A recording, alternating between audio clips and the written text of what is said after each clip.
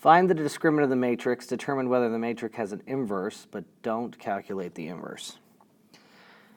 All right, so we need to find the discriminant of this, and in order to do that, I need to pick a row or a column that has the most zeros.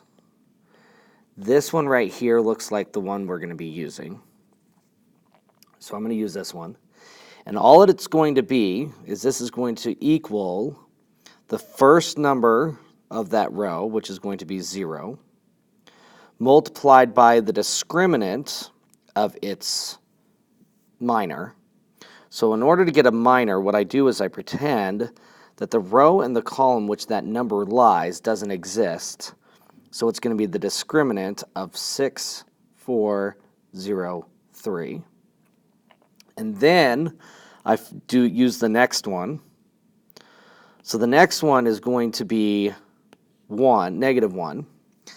But if you remember cofactors, the sign of my cofactor is pretty much going to change signs. So it starts positive, and then it pretty much alternates. And if you look here, this is negative.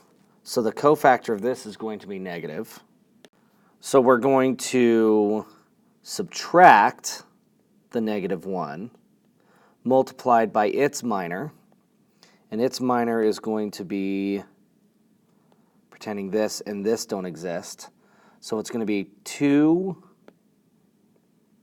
4, 1, 3. And then the last one is going to be 0, and its cofactor is going to be positive. So this is going to be plus instead of minus. 0 multiplied by its minor. So that's going to be 2, 6, 1, 0. So if we put all this together, the nice thing is this is 0 times a number, so this actually goes away. We're done with this, and we're done with this. So all I got to do is this one right here.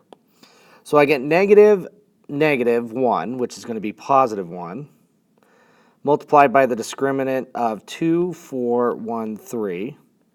And the discriminant of 2, 1, 4, 3 is going to be this, subtract this.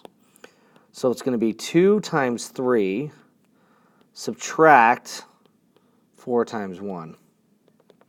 Which is going to be 6 minus 4, which is 2.